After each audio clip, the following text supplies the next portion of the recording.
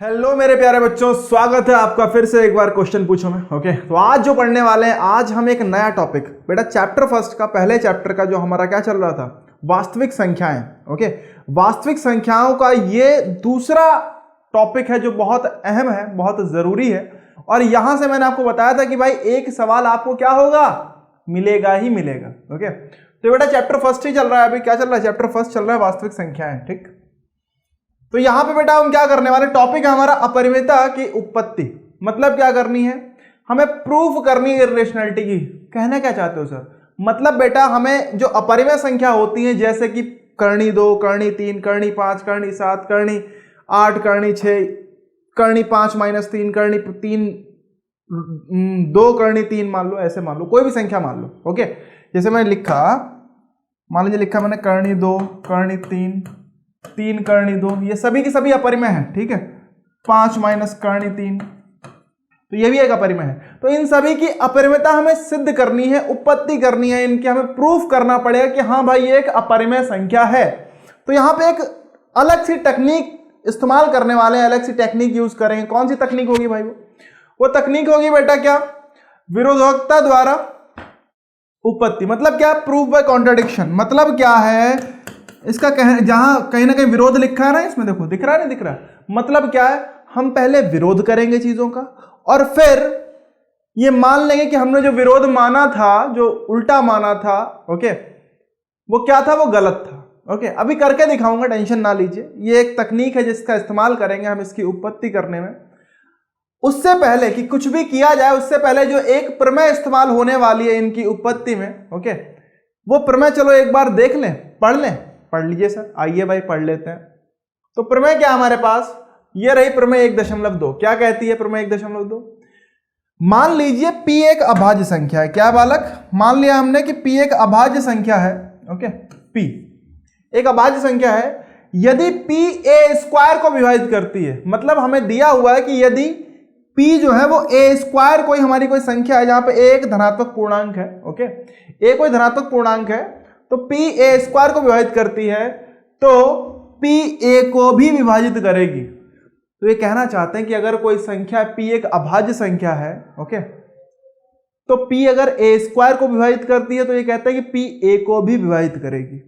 अब वैसे तो इसकी ये जो प्रमेय है, इसकी उत्पत्ति आपके सिलेबस में नहीं है, मतलब एनसीईआरटी में दी तो है, बट लेकिन वो आएगी नहीं, क्योंकि उन्होंने लिख रखा है कि भाई ये पेपर के उद्देश्य से नहीं दे रखे हैं हम। ठीक है, लेकिन फिर भी हम चलिए सीख लेते हैं कि कैसे होगा। मैं आपको सिद्ध करके एक बार दिखाना चाहता हूं कि अगर होने कैसे वाला है। तो ध्यान से देखिए, इसकी उत्पत्ति करने वाले हैं हम। पहले तो कैसे करेंगे सर, तो देख लीजिए भाई, उत्पत्ति। ओके, सबसे पहले जो हमें दिया हो, क्या दिया हुआ है भाई, दिया है कि हमें P a² को विभाजित करता है। दिया नहीं दिया, तो दिया क्या है, दिया है कि भाई P a² को विभाजित करता है। ठीक है,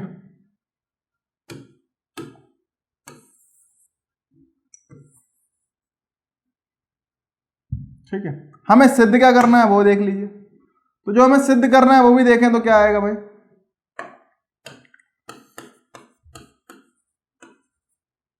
सिद्ध कीजिए। क्या सिद्ध करना है बालक, कि P a को भी विभाजित करेगा, ये मैं सिद्ध करना है, P a को भी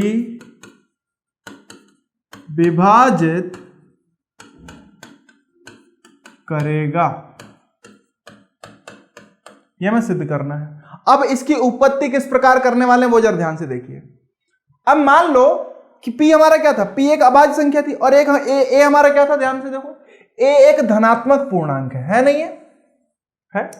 तो हमारी बेटा जो अंकगणित की आधारभूत प्रमेय वो क्या कहती है कि किसी भी धनात्मक पूर्णांक को या किसी भी संख्या को हम अभाज्य गुणनखंड के गुणनफल के रूप में व्यक्त कर सकते हैं। कर सकते हैं सर। तो चलिए अब मान लेते हैं कि a बराबर हमारे पास जो है कि a बराबर मान लेते हैं P1 गुणा P2 P3 dot dot dot Pn। कर सकते हैं कि a को, अच्छा ऐसे लिख लो,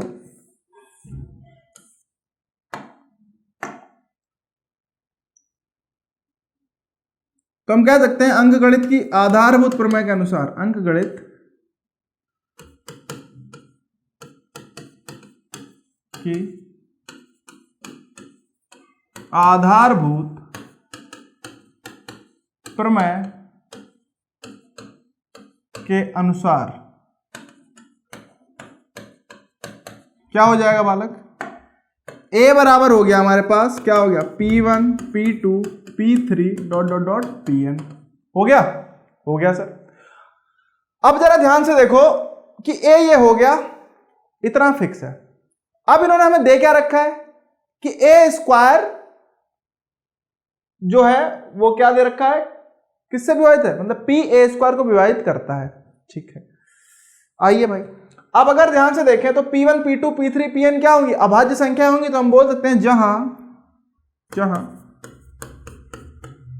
P1 P2 P3 Pn क्या होंगी, डॉट डॉट डॉट, ये डॉट डॉट डॉट बीच में लगा है, अच्छा लो भाई, Pn अभाज्य और वही भिन्न होंगी, अलग अलग संख्याएं होंगी, भिन्न अभाज्य संख्याएं होंगी, भिन्न भिन्न छोड़ो, अच्छा अभाज्य संख्याएं होंगी, अभाज्य संख्याएं हैं, ठीक है, ठीक है, समझ में आएगा कि P1 P2 P3 Pn हमारा अभाज्य संख्या है। अब अगर a स्क्वायर करूं बेटा, ध्यान दो, अगर a स्क्वायर करूं, a स्क्वायर का मतलब क्या होता है, a गुणा a होता है, और a के अभाज्य गुणनखंडन क्या है, P1 P2 P3 Pn है, तो ऐसे हम रख देंगे तो क्या आ जाएगा, ये आ जाएगा भाई P1 P2 P3 Pn गुणा दूसरे a का भी तो अभाज्य गुणनखंडन यही होगा, क्या होगा, P1 P2 P3 Pn, होगा नहीं होगा, और ये हो गया हमारा किसका, a स्क्वायर के बराबर, हो गया, हो गया। अब यहां से अगर मैं करूं तो क्या हो जाएगा, ये अगर P1 P1 से गुणा हो तो P1 वर्ग हो जाएगा, P2 P2 से P2 वर्ग, P3 P3 से P3 वर्ग, dot dot dot dot Pn वर्ग, यही तो आएगा a स्क्वायर। ओके, अब जरा ध्यान से देखो, क्योंकि हमें पता क्या हमें दिया हुआ है, क्या दिया है बालक, हमें दिया है कि P जो है वो a स्क्वायर को विभाजित करता है, क्योंकि हम बोल सकते हैं क्योंकि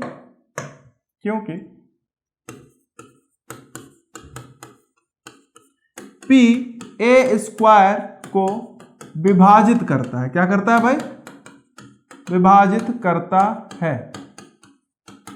इसका मतलब क्या है समझो, क्योंकि a स्क्वायर को विभाजित, अगर P a स्क्वायर को विभाजित करता है तो P क्या है, P a स्क्वायर का एक गुणनखंड होना चाहिए, होना चाहिए नहीं होना चाहिए। अरे ध्यान से देखो, अगर मान लो मैंने लिखा 6 बराबर लिखा मैंने, क्या ये आएगा 2 गुणा 3 आएगा, 2 और 3 इसके गुणनखंड है, तो बेटा क्या होता है, एक संख्या पूर्णतः किससे विभाजित होती है, अपने गुणनखंड से ही तो विभाजित होती है। 2 से विभाजित हो जाएगी, 2 3 6, 3 से भी हो, 3 दूनी 6, 6 एकम 6, 1 6 6, मतलब 1 से भी हो जाएगी, 1 तो सबका गुणनखंड है। ओके, तो बेटा हम बोल सकते हैं कि P अगर a स्क्वायर को विभाजित करता है, अतः P a स्क्वायर का एक गुणनखंड होगा, अतः P a स्क्वायर का एक गुणनखंड होगा, ठीक है। अब जरा ध्यान से देखो, क्योंकि बेटा a स्क्वायर का गुणनखंड यही है सब, P1 P2 P3 Pn, P1 P2 P3 Pn। हमने क्या पढ़ा था अंकगणित के आधारभूत प्रमेय में, कि किसी भी संख्या का जो गुणनखंड होता है वो अद्वितीय होता है नहीं होता है, मतलब क्या है कि यही संख्याएं सिर्फ इसका गुणनखंड हो सकती हैं, अगर कोई और संख्या आ गई तो वो संख्या ही बदल जाएगी, अगर मतलब इसके गुणनखंडों में कोई और आ गया तो वो संख्या बदल जाएगी, अद्वितीय होता है। तो हम बोल सकते हैं क्योंकि यह अंकगणित की आधारभूत प्रमेय के अनुसार अंक गणित की आधारभूत प्रमेय के अनुसार ये जो हमारा गुणनखंड होता है, किसी भी संख्या का गुणनखंड अद्वितीय होता है, प्रत्येक संख्या का गुणनखंड का गुणनखंडन अद्वितीय होता है। अब अगर ये अद्वितीय होता है इसका मतलब क्या है कि भाई p अगर a स्क्वायर को विभाजित करती है तो p इसी में से कोई ना कोई होनी चाहिए, क्योंकि गुणनखंड तो यही होंगे। और अगर p इसका गुणनखंड है तो p कहीं ना कहीं p1 p2 p3 pn में से ही कोई होगा ना। अतः हम बोल सकते हैं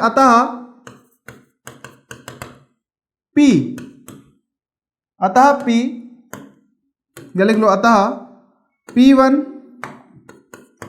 p2 p3 dot dot pn में से ही कोई गुणनखंड p होगा, कोई गुणनखंड p होगा। होगा होगा सर, बिल्कुल होगा। ठीक, अब अगर p इन्हीं में से कोई होगा तो एक बात बताओ, क्योंकि भाई इसी के यही गुणनखंड है। ओके, अब अगर p इन्हीं में से कोई होगा और a बराबर भी हम कहते हैं क्या है, p1 p2 p3 dot dot pn है, और a बराबर भी यही है। अतः जो p होगा वो इनमें से भी तो कोई ना कोई होगा, होगा नहीं होगा? तो हम बोल सकते हैं कि अगर p a स्क्वायर को विभाजित कर रहा है तो भाई इनमें से अगर कोई p हुआ तो p a को भी तो विभाजित करेगा। हम बोल सकते हैं अतः p a का भी एक गुणनखंड होगा, एक गुणनखंड होगा। अतः p a को भी विभाजित करेगा। समझ में आ गया? तो अतः हम बोल दिया कि p भाई a को विभाजित करेगी, यही आपका सिद्ध हो गया। इति सिद्धम। अंत में क्या कर लीजिएगा, इति सिद्धम। समझ में आ गया? तो इस तरीके से आपने क्या किया, क्योंकि भाई p a स्क्वायर को विभाजित कर रही थी। ओके, तो भाई p अगर इन्हीं में से कोई है तो ऑलरेडी इसका अगर देखें तो बेटा a के भी तो हमारा गुणनखंड यही है। अब इन्हीं में से अगर कोई p है तो मान लो p2 हमारा p हुआ तो भाई p इसको भी तो विभाजित करेगा, करेगा नहीं करेगा? और अगर शुद्ध देसी भाषा में समझाएं जरा, यहां पे देखो, मान लो 6 का गुणनखंड था 2 गुणा 3, ठीक, तो 2 और 3 से 6 विभाजित हो जाता है, हो जाता है। ठीक, अब अगर मैं 6 का वर्ग करूं तो इसका क्या मतलब है, 6 गुणा 6 मतलब क्या होगा, 2 गुणा 3, और ये भी 2 गुणा 3। अरे अब भी तो जरा ध्यान से देखो, अगर मैं बोल दूं ये हो गया 2 का वर्ग गुणा 3 का वर्ग, हो गया नहीं हो गया? मैं अगर बोलूं कि 2 इसका गुणनखंड है 2 है, तो अगर मैं बोलूं कि 2 से 6 स्क्वायर विभाजित हो रहा है, देखो 6 स्क्वायर मतलब 36 को 2 से अगर मैं विभाजित करूं क्या आएगा, 18 आएगा। अगर भाई 6 स्क्वायर 2 से विभाजित हो रहा है तो 6 भी तो 2 से विभाजित हो जाएगा। बस समझ में आ गया नहीं आ गया? ये यही कहना चाहते हैं। क्लियर है नहीं क्लियर है? कि अगर कोई गुणनखंड है p जो a स्क्वायर को विभाजित कर रहा है तो वही गुणनखंड p a को भी विभाजित करेगा। क्लियर है? पक्का समझ में आ गया? चलिए बहुत अच्छी बात है। तो चलिए अब अगली प्रमेय पे आते हैं, जो कि हमारा एक सवाल भी है और वो प्रमेय भी है। वो प्रमेय के रूप में आपको दे रखा है, लेकिन वो है असल में एक सवाल। क्या है बालक? सवाल है। इन्होंने प्रमेय 1.3 बोला, क्या बोला कि कर्णी 2 एक अपरिमेय संख्या है। आपका सवाल इस तरीके से पूछा जाएगा, अगर सवाल आपको मिलेगा तो इस तरीके से मिलेगा। कैसे मिलेगा बालक? कि दर्शाइए या सिद्ध कीजिए कि कर्णी 2 एक अपरिमेय संख्या है। ठीक है, तो आपको सवाल मिलेगा इस तरीके से। ये प्रमेय आपकी किताब में लिखे तो मैंने प्रमेय लिख दी। ठीक है, एनसीईआरटी में प्रमेय दे रखी है कि कर्णी 2 एक अपरिमेय संख्या है। अब इसको सिद्ध कैसे करें? अब हमें इसकी सिद्ध करना है तो हमें भाई आइए भाई इसकी उत्पत्ति पे ध्यान देते हैं थोड़ा सा। कैसे करनी है वो समझिए। देखो मैं एक मेथड बता रहा हूं। कोई भी सवाल हो, कर्णी 2 हो, कर्णी 3 हो, कर्णी 5 हो, कर्णी 7 हो, कर्णी 8 हो, कर्णी 6 हो, कर्णी 10 हो, मतलब कोई देखो 3 तरीके के सवाल यहां बनेंगे। ओके, एक जिसमें कोई कर्णी के अंदर एक संख्या लिखी होगी, बस। समझ में आ रहा नहीं आ रहा? पहला टाइप के। दूसरे टाइप के सवाल अभी आगे देखेंगे हम। ठीक है, तो टाइप 1 अभी सवाल कर रहे हैं, टाइप 1 है। क्या है? टाइप 1। पहले टाइप के सवाल ऐसे बनते हैं, और बेटा इसमें से एक 3 या 4 नंबर का सवाल मिलता ही मिलता है, मतलब फिक्स है, मतलब फिक्स का मतलब फिक्स है। पता नहीं पेपर वाले को क्या मजा आता है ऐसे देने में। ओके, और ये सवाल एक फिक्स पैटर्न पे होता है, मतलब बच्चे याद करके जाते हैं, बट याद आपको नहीं करना है, आपको समझ लेना है। अभी मैं आपको समझा दूंगा बहुत अच्छे से, टेंशन ना लीजिए। ओके, करना क्या सबसे पहले समझो कि जो भी हमें संख्या अपरिमेय सिद्ध करनी हो, जो भी संख्या अपरिमेय सिद्ध करनी हो, सबसे पहले उसका उल्टा मानो। मतलब क्या मानो? उस संख्या को परिमेय मान लो। क्या मान लो? परिमेय मान लो। आ जाओ भाई, मान लेते हैं। मानने में क्या जाता है, सही है। तो हम कह देंगे कि मान लीजिए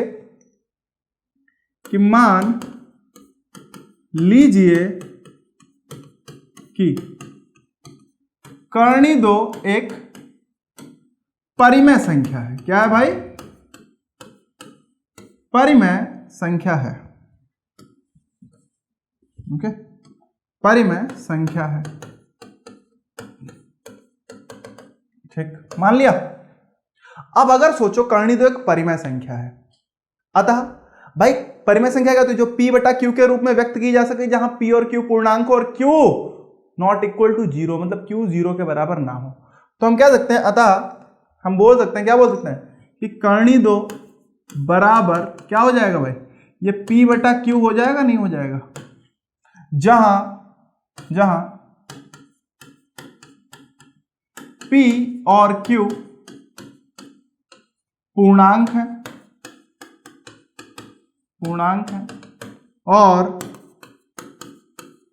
q 0 के बराबर नहीं है।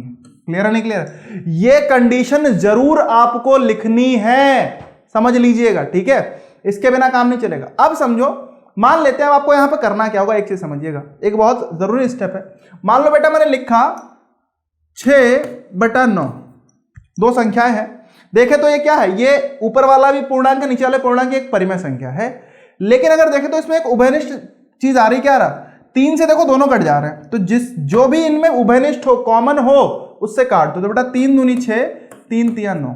अब जो संख्या आई 2/3, इनमें कुछ उभयनिष्ठ है क्या? नहीं है, मतलब इनका उभयनिष्ठ गुणनखंड क्या? 1 है, सिर्फ है, नहीं है? तो बेटा अब ये जो दोनों संख्या हो गई, ये हो गई सहअभाज्य संख्या। क्या हो गई? मैंने पढ़ाया है, ये होती है हमारी सहअभाज्य संख्या। क्या हो गई? सहअभाज्य संख्या, पढ़ाया था, हो गई। जिन संख्याओं का मासा 1 होता है, वह संख्याएं क्या होती हैं? सहअभाज्य संख्याएं होती हैं। ओके, ये बहुत इंपॉर्टेंट है, इसी पे हम विरोधाभास पैदा करेंगे चल के। आइए भाई, तो हम बोल सकते हैं कि पी क्यू को उसके उभयनिष्ठ गुणनखंड से विभाजित करने पर, पी क्यू को क्या बोला हमने बोला कि P और Q को उनके उभयनिष्ठ, जो भी उभयनिष्ठ हो, ओके, गुणनखंड से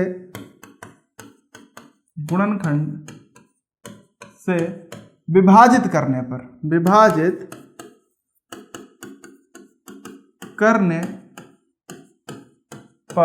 हमें प्राप्त हुआ। क्या प्राप्त हुआ बालक? हमें प्राप्त हुआ, मान लो क्या मिला? हमें मिल गया, मान लो कर्णी 2 बराबर मिल गया a/b। जहां पे अब अगर क्योंकि हमने उभयनिष्ठ जो गुणनखंड था उससे इनको विभाजित कर दिया, तो अब जो मिलेगा वो क्या मिलेगा? सहभाज्य संख्याएं मिलेंगी, नहीं मिलेंगी? तो हम बोल सकते हैं, चलो इधर लिख देता हूं कि कर्णी 2 बराबर आ जाएगा a/b, जहां ये बहुत महत्वपूर्ण है, जहां a और b सहअभाज्य पूर्णांक है। क्या है भाई? सहअभाज्य पूर्णांक हैं। ओके, और b हमारी 0 के बराबर नहीं है, ध्यान रखिएगा। सहअभाज्य पूर्णांक का मतलब क्या है कि a और b में एक के अतिरिक्त कोई भी उभयनिष्ठ गुणनखंड नहीं है, ध्यान रखिएगा। सहअभाज्य का मतलब क्या होता है कि a और b में एक के अतिरिक्त कोई उभयनिष्ठ गुणनखंड नहीं है। क्लियर है, नहीं क्लियर है? ठीक है, तो बेटा क्या हो जाएगा? कर्णी 2 बराबर a/b हो गया। ठीक, अब क्या करो? अब बेटा कुछ मत करो, उठा के एक काम करो। क्या करो? अब b को इधर ले चलते हैं, तो क्या हो जाएगा? ये हो जाएगा भाई b कर्णी 2 बराबर a। अब दोनों साइड का क्या करो? वर्ग करने पर, तो हम बोल सकते हैं दोनों पक्षों का वर्ग करने पर, दोनों पक्षों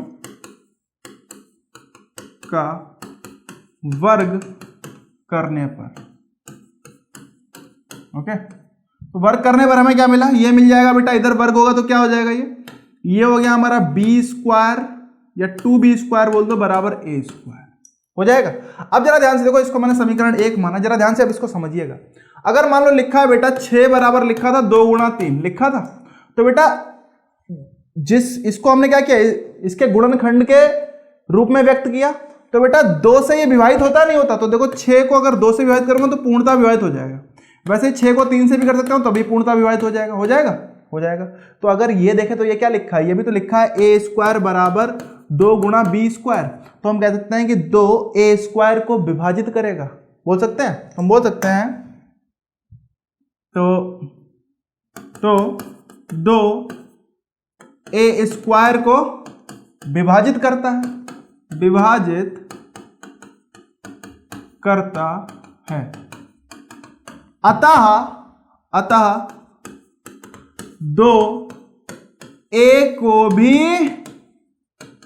विभाजित करेगा, विभाजित करेगा।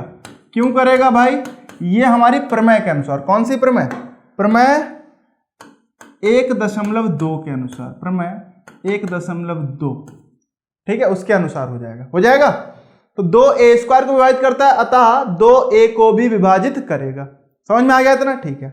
मान लो ये समीकरण 1 माना था, तो यहां पे मैं बोल सकता हूं कि यहां पे क्या लिख सकता हूं, यहां पे बोल दिया मैंने, अतः कि 2 बराबर मान लो, तब या मान लो कि अगर 2a को विभाजित कर रहा है तो a बराबर 2c मान सकता हूं मैं, भाई अगर 2 को विभाजित कर रहा है, मान लेते हैं c यहाँ पे कोई पूर्णांक हो, एक भी पूर्णांक देखो, 1 भी हो सकता है, 2 भी हो सकता है, कुछ भी हो सकता है, हो सकता है। तो हमने मान लिया, यहाँ पे मान लेना है हमें, जहां c एक पूर्णांक है, जहां c एक पूर्णांक है, ठीक, तो a बराबर 2c हुआ जहां c एक पूर्णांक है। अब क्या करो, आपने जो समीकरण 1 माना था, a का मान उठा के इसमें प्रतिस्थापित करो, तो हम कह सकते हैं कि a का मान समीकरण 1 में रखने पर या प्रतिस्थापित करने पर, रखने पर क्या प्राप्त होगा बालक, जरा ध्यान से देखें तो हमें क्या मिलने वाला है, इधर कर दूं क्या, बहुत इधर हो गया, चलो इधर कर देता हूं, ठीक है। देखो बेटा ये थोड़ा सा बड़ा सवाल आएगा, ओके, इधर कर देते हैं थोड़ा सा, ठीक है। प्रतिस्थापित करने पे हमें क्या मिलेगा, हमें मिल जाएगा भाई, ये देखें तो a बराबर 2c है, तो बेटा ये हो जाएगा 2b स्क्वायर बराबर a स्क्वायर था, तो बेटा ये हो गया 2b स्क्वायर बराबर, ये 2c था तो 2c का वर्ग कर दो, कर दिया, कर दिया, तो बेटा क्या आ गया, ये आ गया 2b स्क्वायर बराबर 4c स्क्वायर, तो बेटा ये 2 इधर भाग में गया तो क्या आ जाएगा, 2 उधर भाग में चला जाएगा, तो 2c स्क्वायर, तो हमारे पास आ गया b स्क्वायर बराबर 2c स्क्वायर। यहां से हमें क्या मिल गया, तब जो 2 है वो b स्क्वायर को विभाजित करेगा नहीं करेगा, अरे भाई ये क्या लिखा है, ये लिखा है 2 बराबर मतलब b स्क्वायर बराबर 2 गुणा c स्क्वायर, इसका मतलब क्या हुआ कि 2 इसका एक गुणनखंड होगा, अतः 2 b स्क्वायर को विभाजित करेगा, तो लिख दीजिएगा तब 2 b स्क्वायर को विभाजित करता है, अतः 2b को भी विभाजित करेगा। अब जरा ध्यान से देखो, यहीं पे खेल हो गया भाई, क्या खेल हो गया, जरा ध्यान से देखो बेटा, मान लो इसे आप मान लेते, ये भी कौन से, ये है बेटा प्रमेय, ये भी हमारा प्रमेय 1.2 के अनुसार है, किसके अनुसार है, प्रमेय 1.2 के अनुसार, ठीक। अब जरा ध्यान से देखो, मान लो यहां पे इसको मैंने माना, इसको चलो समीकरण 2 मान लो, मान लेता हूं, हटाओ, समीकरण 2 ये ले ली और समीकरण 3 ये ले ली, ले ली। अब देखो बेटा 2a को भी विभाजित कर रहा है, देखो 2a को भी विभाजित कर रहा है, करेगा, और वहीं पे क्या है 2b को भी विभाजित कर रहा है। अब अगर 2a को भी विभाजित कर रहा है, 2b को भी विभाजित कर रहा है, मतलब क्या है दो ए और बी का एक उभयनिष्ठ गुणनखंड हो गया। हम क्या देखते हैं, क्योंकि क्या बोल सकते हैं, क्योंकि दो ए और बी दोनों को विभाजित कर रहा है, दोनों को विभाजित करता है, ओके। अतः कर रहा है, अतः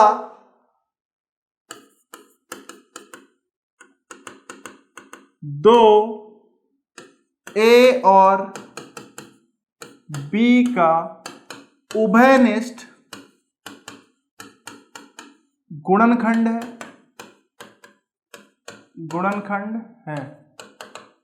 ओके। अब देखो, अब यहां पे बहुत काम की चीज है कि भाई अब ये क्या हो गया, दो ए और बी का उभयनिष्ठ गुणनखंड है, लेकिन हमने तो इसका मान लिया था ना उल्टा, क्या माना था, हमें तो ध्यान है क्या माना था, ए और बी, जरा ध्यान से देखो बेटा, तो सहअभाज्य माने थे हमने, क्या माने थे, सहअभाज्य। सहअभाज्य का मतलब क्या हुआ कि इनमें एक के अतिरिक्त कोई और उभयनिष्ठ गुणनखंड नहीं हो सकता, लेकिन तो उल्टा हो गया भाई, दो इनका उभयनिष्ठ गुणनखंड हो गया। तो हम कह सकते हैं परंतु इससे इस तथ्य में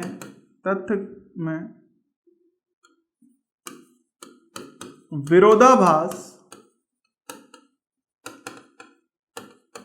प्राप्त होता है कि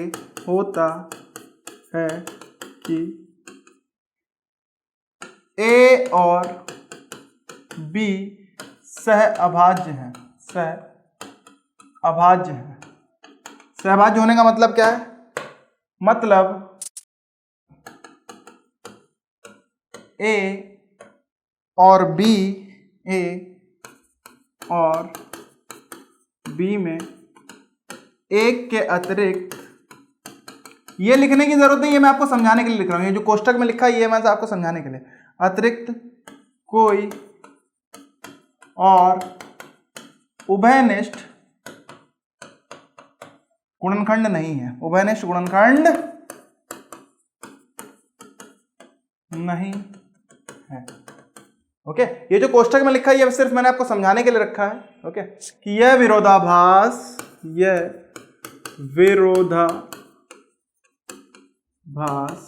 हमें इस कारण प्राप्त हुआ है क्योंकि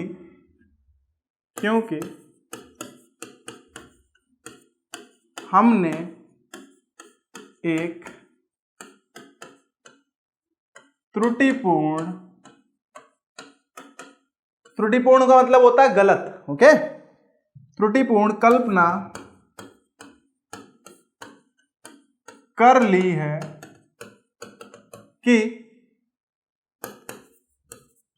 कर्णी दो एक परिमेय संख्या है। क्या है भाई, परिमेय संख्या है भाई, जो हमने सोचा था मतलब वही गलत हो गया, एक परिमेय संख्या है। अतः कर्णी दो एक अपरिमेय